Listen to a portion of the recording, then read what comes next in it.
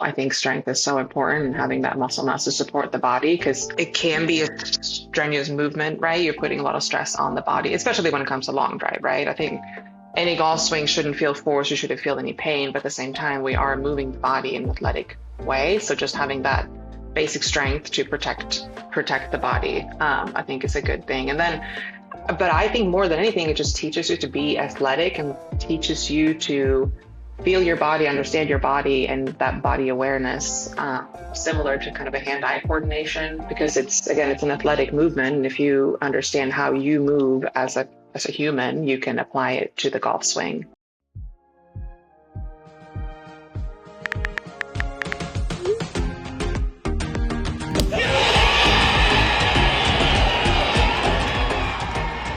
Sofia Nyberg here on the Content Clubhouse podcast, golfer, content creator, fitness instructor, but also a first on this show, a ultimate long drive world champion. And Sofia, I feel like we got to start there.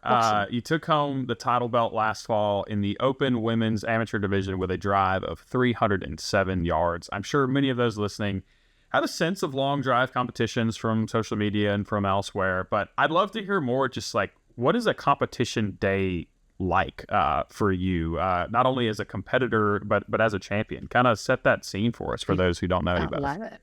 Yeah, I mean, always it's a very exciting day. Long drive is based around adrenaline and obviously a high-paced day. So I try to have my own routine on it. I'm honestly still figuring it out, but I'm realizing certain trends that I see are successful for how I compete during the day. So I always like to start the day with some sort of movement. Honestly, I know it's going to be a long day of, it's not necessarily a workout, but obviously you're hitting the ball and hitting a lot of golf balls out there. But so some sort of movement, a little bit of stretching, activation. If I can get a light lift in, that'd be great for me. Just that's how I wake up in the morning. And then I like to get to the course or this place where we compete fairly early just to get a few swings in, get warmed up. And then depending on how many competitors there are, we either, have qualifying sets rolling into, quarterfinals, semifinals, finals. So while trying to pace myself with not hitting too many drives on the range, warming up, it's also about staying, keeping the body active, keeping it warm. And yeah, try to stay on top of it and find your good swings early on, and then kind of just find your flow is the goal, I guess. Yeah. So I know for like I guess a normal professional event or what have you, I mean, a lot of folks are showing up hours ahead of time, hitting on the range, practicing putting, all that. I guess, what does the warm-up for that look like? Just knowing that you're going to then be, really exerting yourself on those competition reps, I guess. I'm curious just kind of how many balls, I guess, are you hitting on the range before you do it for real?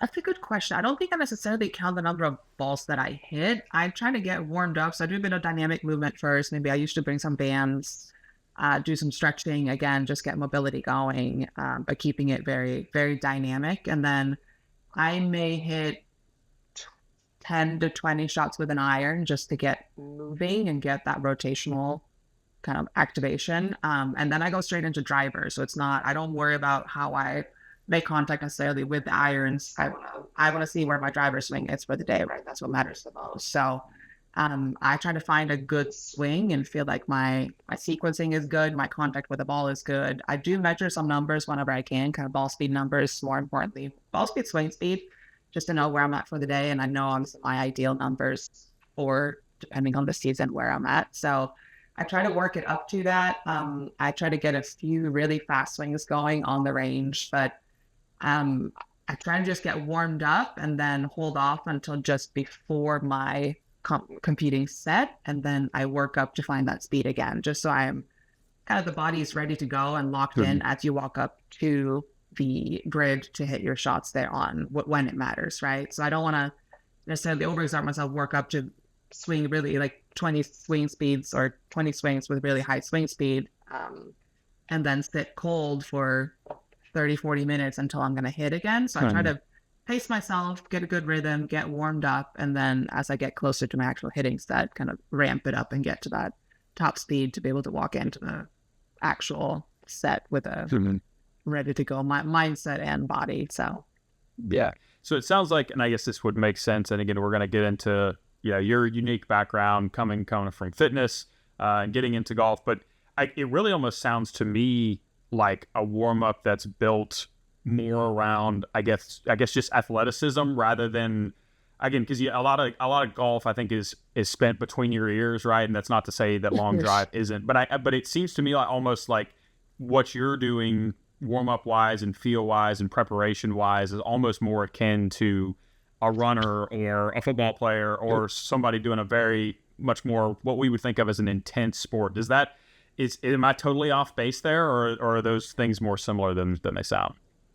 No, I think that definitely translates to me. That's probably how I do it. And I think, and I don't, this is me speculating, but me not having played golf for too long, I almost have to rely more on my athleticism and being an athlete hitting the golf ball versus remembering and knowing all the technical aspects of it.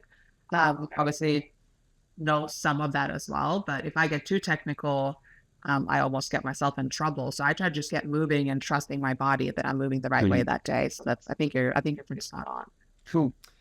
Well, again, you kind of led off the topic. Again, you're wearing a lot of different hats these days, doing a lot of really cool things, especially in content creation. But as it relates to golf, I usually ask at some point in these conversations something along the lines of, what is your golf origin story? How did you get into it? And I'm curious for you what that looked like. Again, you mentioned it hasn't been all that long. So when did you pick up golf and what was that like?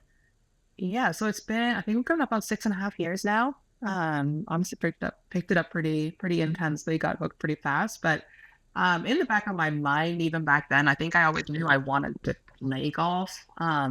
My dad tried to get me into it when I was younger, maybe 13, 14 years old, but I did not have any interest. I think I played for maybe a summer at a swimming club for a summer, and that was about it. But my dad played, my brother played, grandpa played, so it was kind of always around in the family. And I think I see myself as an athlete, and it's a challenging sport. Obviously, so getting the opportunity to get into it was something that I was really excited about. It started off as wanting to be a business opportunity. I was in real estate at the time, so I thought that was going to be my networking opportunity, bring clients out, meet new clients, all. And lo and behold, I realized somewhere early on the line, someone told me that I swung the club pretty fast, and I should look into long drive. And got connected, obviously, through the people I got to golf with a really good golf coach who took me on, and kind of we grew my golf swing from there, but made it very much a long drive opportunity. So it's crazy to think. I mean, looking back 7 years before I picked up a golf club again, obviously these years to think that I'd be where I am today, that's just, I would laugh at anyone who told me or suggested that I would be doing what I do now back then. So very exciting. Yeah.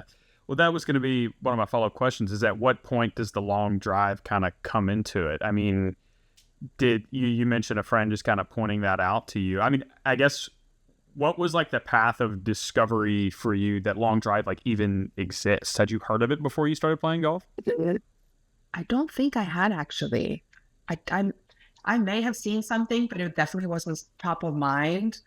So I was actually playing in a charity event here in San Diego, and similar to what I get to do now, there was one of the long drive pros out there fundraising, hitting with us and measuring swing speeds. And he realized, I think, I'm guessing, but I think it was maybe 6-8 months into playing golf at that time, and he was measuring swing speeds. So I think we clocked a 104 swing speed, and he was kind of asking, hey, how long do you golf for? What do you do in golf? Where do you want to take it? And suggested you should really look into long drive with that swing this early on, like that you could have some potential to be competitive there. And then through my friend Alyssa, who I've gone to play lots of golf with, she knew a golf coach back then who focused on, his kind of primary was power and speed, but also really good golf coach in general. So I got connected with him and, basically brought my swing in and said, hey, I know it doesn't look like much right now, but do you think there's potential to clean it up and make something happen that could be competitive? And he was like, let's give it a shot. Why not? Yeah, that's really interesting in the fact that, like, again, I don't know the origin story or the background for too many other long drivers, but I would imagine most people who get into it are not learning golf as they're learning to do long drive, I guess, or like they got into it as a kid or whatever, and then gradually further on decided, okay, like maybe I want to try this out. So I think that's really cool that almost kind of from the get-go, you know, pursuing that was part of your goal, I guess. For sure.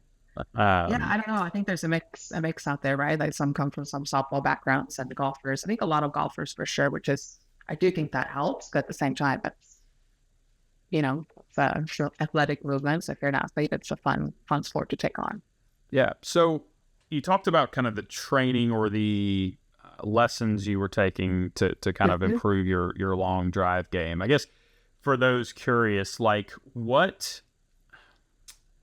how is practicing for long drive different than just practicing simply to like play good golf? Or maybe another way of asking that is like, what are some training methods or things that you're doing that maybe you would not recommend to like just the average person trying to break 100? That's a good question. I mean, I guess the ultimate thing for me would be like where there's going to be a point where gaining speed is not going to necessarily benefit the golfer who's trying to play good golf. And I am a perfect example of that. So when I ramp up the season and focus on long drive, my game as a whole is very volatile. And people say, no, my game is volatile. It's like, no, my game is volatile. It can do a lot of different things. So there's kind of a diminishing returns on gaining speed and power unless you can use it and obviously put it to work the right way, right? You can control it is a better word.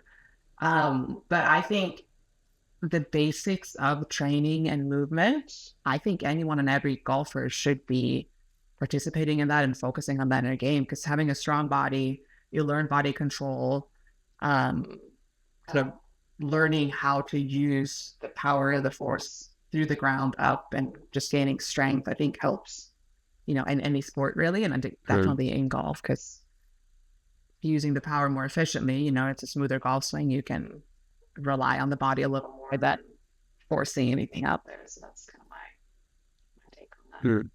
Yeah. As a fitness instructor and somebody who's, you know, very passionate and very well versed in the, you know, the lack of a better term, I guess, like the physiological, you know, methods and exercises behind hitting good golf shots. Like over the past few, decade plus, I guess, really since Tiger kind of bursting on the scene as this like powerful guy who's working out, who's dedicating a lot of spare time to building his body. Like again, that's a stark contrast, right, to like golf in like the 70s, 80s, and 90s, where most golfers just kind of looked like your average person and really weren't working all that hard in the gym. I'm curious from your perspective, coming, again, to simplify things, coming from the gym to the golf course rather than being on the golf course and figuring out, okay, how do I improve my body? Just what are some ways that maybe people don't realize that what you're doing in the gym really can impact your golf game? I guess what are some broad stroke things you'd want to educate golfers on there? Right. I mean, I think one of the primary things is strength. And again, as a general, I think strength is so important, and having that muscle mass to support the body, because it can be a strenuous movement, right? You're putting a lot of stress on the body, especially when it comes to long drive, right? I think any golf swing shouldn't feel forced. You shouldn't feel any pain, but at the same time, we are moving the body in an athletic way. So just having that basic strength to protect the body, I think is a good thing. And then, but I think more than anything, it just teaches you to be athletic and teaches you to feel your body, understand your body, and that body awareness, similar to kind of a hand-eye coordination, because it's an athletic movement. And if you understand how you move as a human, you can apply it to the golf swing. And just from your perspective, is there such thing, I guess, as a golf workout, or would you say that, like, honestly, just general flexibility, general strengthening is going to be valuable for you on the golf course? Or are there some specific, be that hips, legs, shoulders, you name it, are there some specific things that you found in your expertise are extra important for golfers to be concerned about? Yeah, I try to stay away from like a super golf specific workout or training program. Are there ways that we can program workouts and training to benefit the golfer, yes, absolutely. And again, it is a rotational sport. It uses, ground forces, a lot of legs, hips need to move the right way. But again, that translates to so many other sports. So I think it wouldn't be necessarily true to say that it is only golf specific, but there's definitely, I've added a lot of rotational work with whether it's med balls, cable, anything like that. And obviously a balance movement, learning, because you're using both sides of the body. That would probably be more my take on it than saying that it is strictly golf training on its own. Yeah, that makes sense for sure.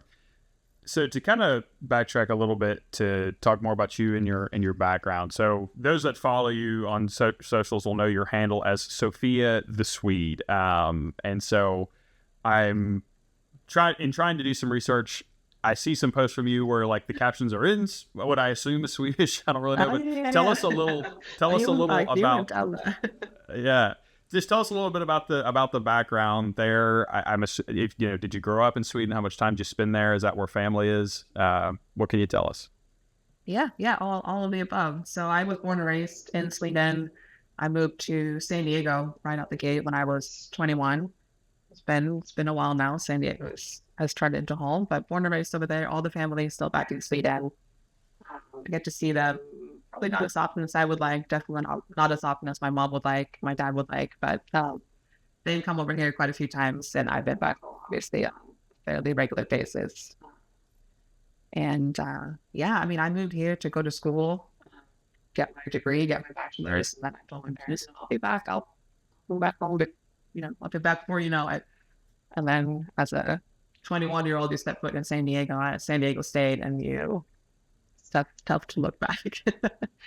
Yeah. Well, two very different places, right?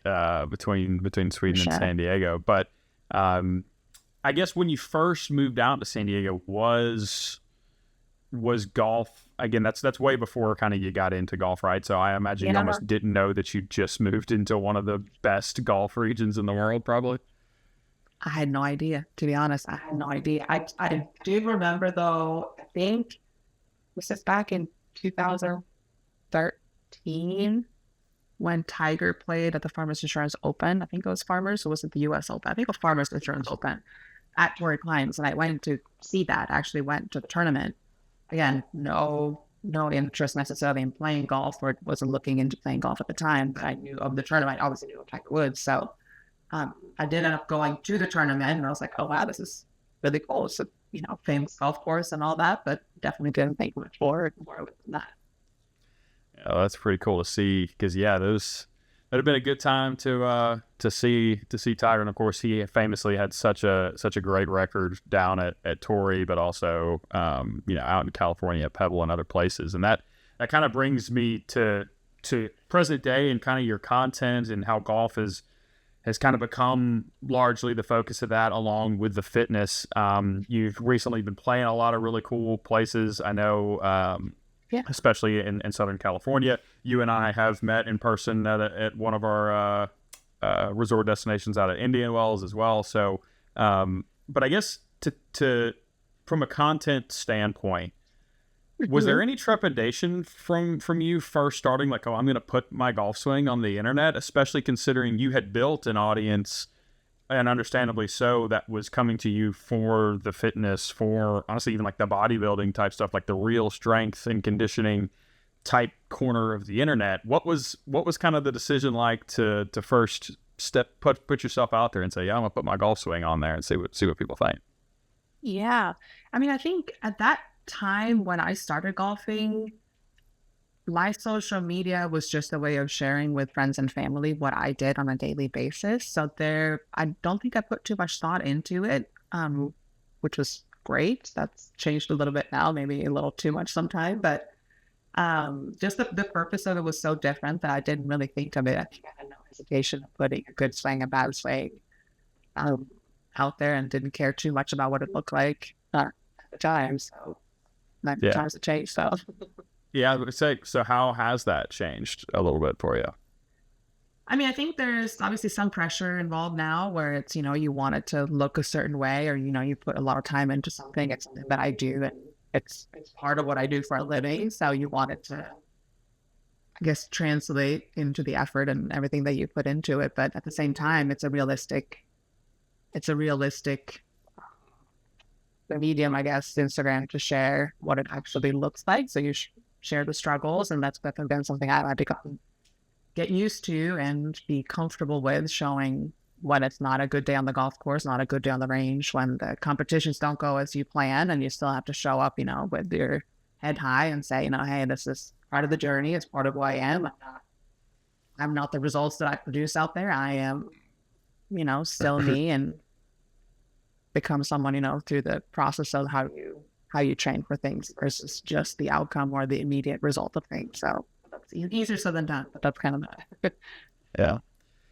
Well, I'm curious what you talked about, how the pressure or kind of the thought process or the creative process has changed from going from just like, yep, this is for my friends and family, to now putting a lot more consideration into who's maybe seeing this. But I guess, has the goal changed, or I guess your why for posting content changed over the last few years? Again, because we talked to a lot of people on this podcast, talked to a lot of other creators who, like, this is their like full-time job, right? So like their time is literally money when it comes to posting content. You of course still do other things. We talked before we hit record here about doing some personal training, or pursuing a career in fitness outside of that. So I guess just what is broadly your goal with content? Yeah, I mean, I think it's turned from being more like sharing what I do, how I do things, to really, I try to be very intentional about bringing value whenever I post something.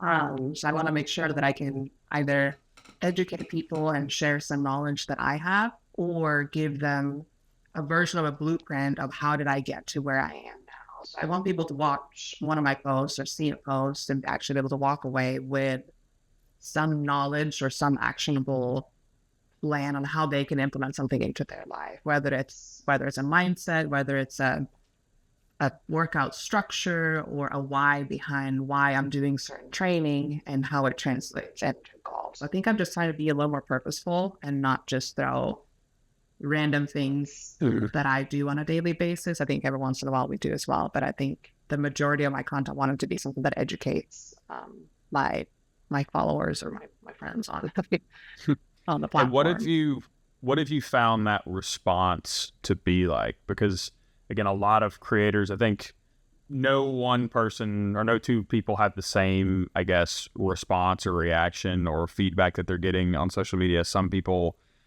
almost seem to farm the unpopular or, clickbaity type stuff, which they like to each their own, but they're almost in it for the angry comments.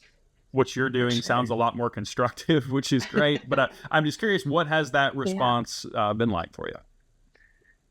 Actually better than I expected. And I think sometimes it comes from just my view of life. I think, I'm very happy with how I live and the things I do. I'm proud of what I do, but I don't necessarily think it stands out in any way. So to hear people get value from just knowing how I do things, and walking away with something that they can improve their lives, it's been very encouraging for me, and it's been really fun to see. I mean, I get definitely mostly positive responses. Every once in a while, someone either questions something that I put out there, or I'll get silly comments sometimes too, but they're far and few between. So I'm very grateful for that. But no, it's been mostly very positive, engaging community that I've been able to get around me. Well, on top of that, posting in the golf world comes with a few nice perks. You've played some really, really cool courses as of late. I know you and Alyssa Kesar, who you mentioned, were out at Cyprus earlier this year. I look back through some of your posts. Maybe were you at Real County Down at all last year? Did I see that correctly? Yeah. It was coming up on almost just about a year ago. Yeah. Yeah. So what have been some of the highlights of you as you've transitioned into golf content? Because again, I know nothing about fitness content, but I imagine they're not taking you to those places if you'd have just stayed a fitness content creator. So what have been some of the pinch me moments since you've really been leaning into golf? Yeah, I mean, in terms of golf courses, you just hit the nail on the head with those. I think Royal County Down was just a magical experience being in Ireland, getting to play that kind of a golf course after we had been on an amazing trip, kind of playing my EIG over there in Ireland. And the weather in Ireland can obviously be very unpredictable. So we just had, I like to call them bluebird days on the golf course where the weather, we could not have asked for better weather. And the caddies were phenomenal. It was a great company with Alyssa. So that will, I think, forever stand out as one of my core memories in golf.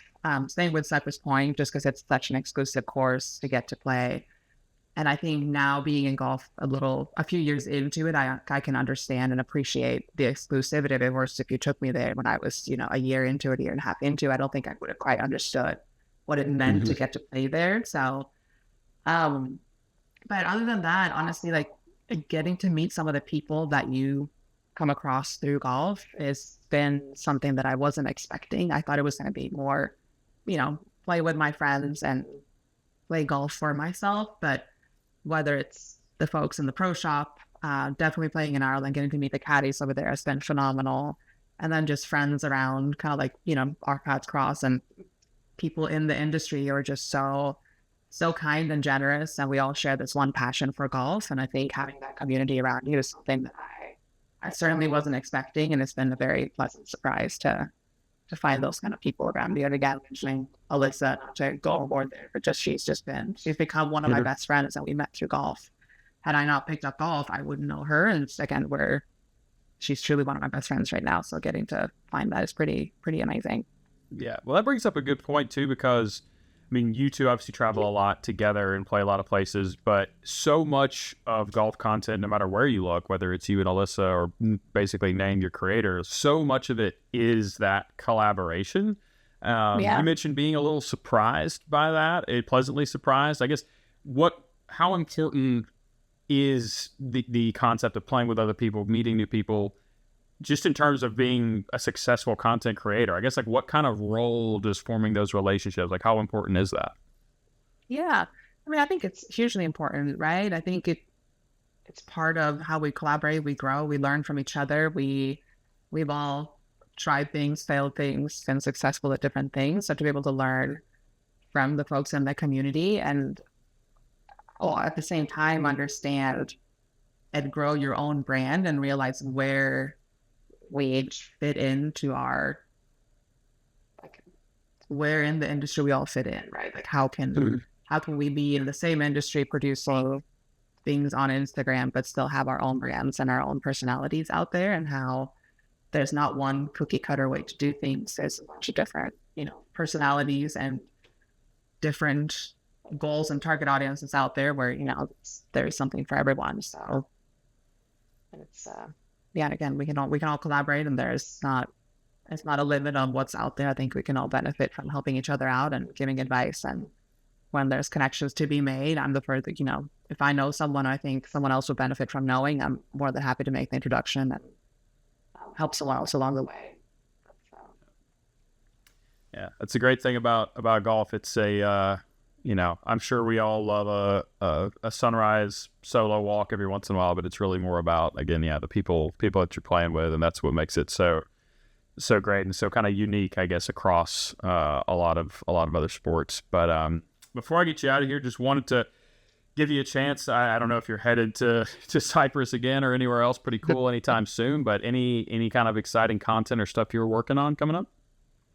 Yeah, a little bit. I'm actually really trying to grow in the fitness space, and obviously it's going to be related to golf, in the sense of catering to the golfer and try to get them a little healthier and be able to play longer, play better, play pain-free would be an incredible goal of mine. So I have some kind of fun things in the pipeline there. There'll be announcements soon.